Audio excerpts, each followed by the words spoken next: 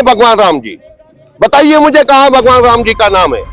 ये तो मैं समझता हूँ इन लोगों की नीयत देखिए, ये यहाँ भी भगवान राम जी का नाम बदनाम करने की कोशिश कर रहे हैं। हमारे प्रधानमंत्री जब से प्रधानमंत्री बने तब से हमें खाली ये पता करना होता है कि वो इंडिया में कब आएंगे, वो तो जहाजों में ही घूमते रहते हैं। सबसे पहले तो आप सभी मीडिया बंधुओं का मैं बहुत बहुत आभारी हूँ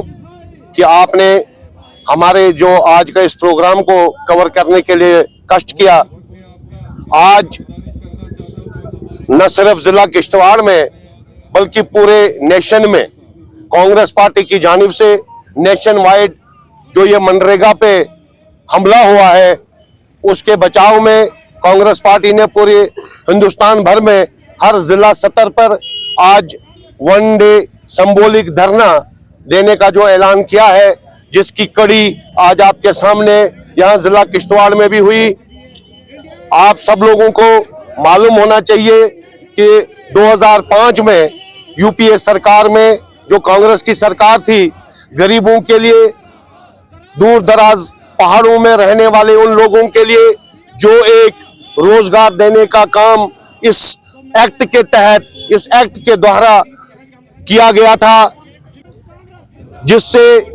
जो कि एक स्कीम नहीं थी। हम बार बार, पूरी कांग्रेस पार्टी बार बार यही दोहराती है कि जो हमने कानून बनाया था वो एक एक्ट था, Mahatma Gandhi national rural guarantee act था। वो एक एक्ट था, कानून था, कोई स्कीम नहीं थी। अगर हमारी सरकार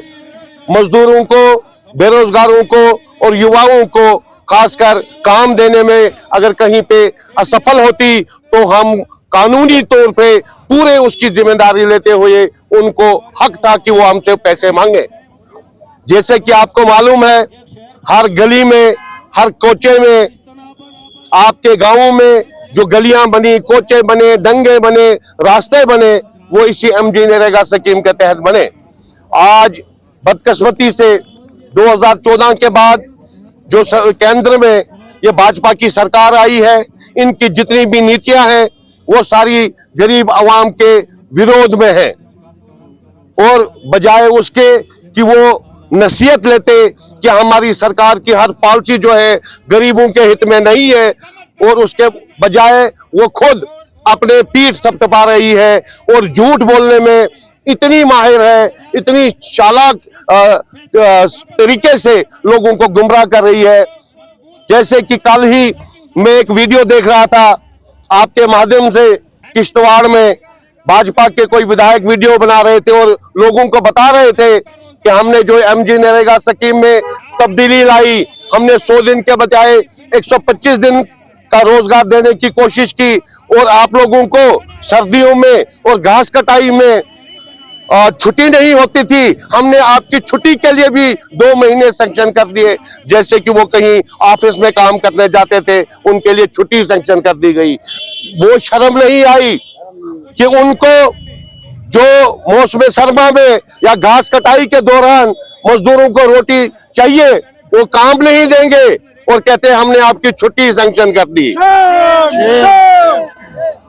उसके साथ साथ आप लोगों को मैं बताना चाहूंगा इसमें जितनी तब्दीलियां हुई, एक तो इसके नाम को लेकर महात्मा गांधी जी जो पूरे देश के हमारे 145 करोड़ लोगों के दिलों में बसे हैं, क्योंकि हिंदुस्तान को आजाद कराने में महात्मा गांधी जी का जो रोल था उसको कोई नहीं भुला सकता। महात्मा गांधी जी की जो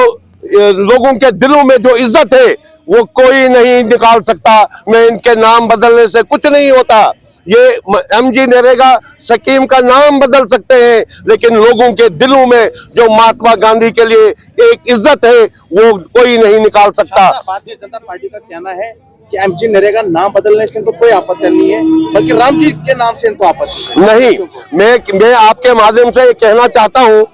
कि जो उन्होंने वीबीजी राम जी का नाम इसको दिया है, ये खासकर मैं कहूंगा एक समुदाय को गुमराह करने की कोशिश की जा रही है। ये भगवान राम जी का नाम से नहीं है। आप इसका पूरा मतलब निकालें, विकसित भारत, रोजगार एंड आजीविका मिशन और वो ग्रामीण, कहाँ है भगवान राम जी? बताइए मुझे, कहाँ भगवान राम जी का नाम है? अगर भगवान राम जी के नाम से ये स्कीम बनाए, हमें कोई आपत्ति नहीं, कांग्रेस को वैसे भी कोई आपत्ति नहीं है, ये कोई भी नई स्कीम लॉन्च करें, किसी भी नाम से लॉन्च करें, मतलब इतना ही है कि लोगों को उसका फायदा होना चाहिए, लोगों को उसका नुकसान नहीं होना चाहिए। और वैसे भी भगवान राम जी एक पूजनीय है, पूरे हिंदुस्तान के लोगों के पूजनीय है, पूरे विश्व के पूजनीय है, उनके नाम से किसी को क्या आपत्ति आ सकती है। ये तो मैं समझता हूं इन लोगों की नीयत देखिए, ये यहाँ भी भगवान राम जी का नाम बदनाम करने की कोशिश कर रहे हैं और भगवान राम जी के नाम से हम लोगों को बीच में एक नफरत की दीवार पैदा करना चाहते हैं, जिसकी हम कड़े शब्दों में मजम्मत करते हैं। खान साहब, जहां आप देख रहे हैं कि राहुल गांधी जी ने जो है कश्मीर से लेकर कन्याकुमारी तक तो इस इलेक्शन से पहले भी एक यात्रा निकाली थी, जहां तक अभी तक भारतीय जनता पार्टी का कहना है कि वो असफल रहे क्योंकि उन लोगों ने फिर भी साथ नहीं दिया, पर फिर भी जो है ये लोग टांग लड़ाने की कोशिश कर, लोग जो है वो हमसे खुश है। देखिए, वो तो सब लोगों के सामने आया है, जो राहुल जी ने पूरे कन्याकुमारी से लेकर कश्मीर तक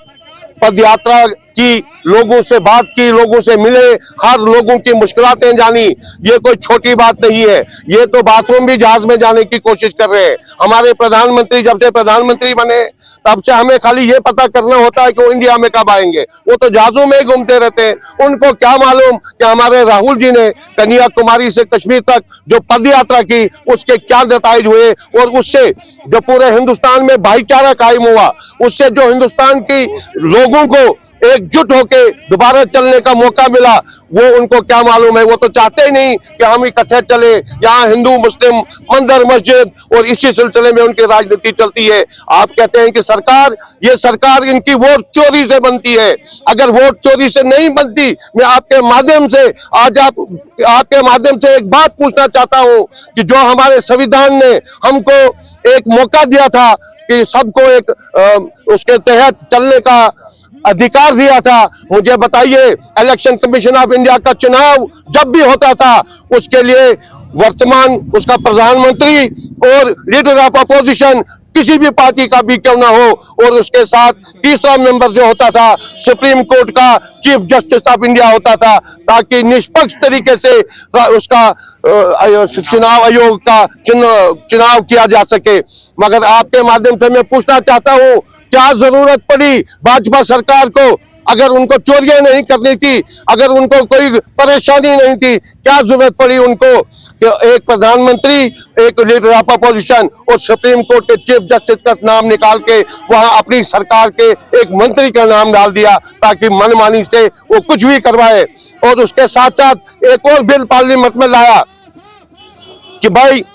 जो ये हमारे चुनाव आयोग है, चाहे वो कुछ भी फैसला करें, चाहे वो कुछ भी धांधली करें, चुनाव आयोग के खिलाफ कोई कार्रवाई नहीं हो सकती, चुनाव आयोग के खिलाफ कोई भी पर्चा नहीं लग सकता। और जब चुनाव आयोग रिटायरमेंट भी हो जाए, सरकार भी बदल जाए, लेकिन तब भी उसके खिलाफ कोई कार्रवाई नहीं हो सकती। मैं आपके मीडिया के माध्यम से ही पूछना चाहता हूं, अगर ये निष्पक्ष तरीके से चुनाव जीते हैं, फिर ये सारी धांधली करने की प्रक्रिया क्यों की जा रही है? आपको लगता है कि आपको इस बिल को रोकने के लिए जो कांग्रेस इसको इतना बड़ा संघर्ष करे, कि आपको लगता है इस बिल को रोकने में कामयाब हो सकती है? देखिए, कांग्रेस ने हमेशा संघर्ष किया है। कांग्रेस ने पहले भी इस सरकार को, इस अंधी सरकार को एक बिल वापस करवाने पे मजबूर किया है, और आज भी इस मनरेगा बिल पे कांग्रेस ने पूरे नेशन वाइड, पूरे हिंदुस्तान में जो अभियान शुरू किया है, हमें पूरी उम्मीद है हम तब तक चैन से पीछे नहीं हटेंगे जब तक इस बिल को ये वापस नहीं लेंगे। कांग्रेस पार्टी अभी खाली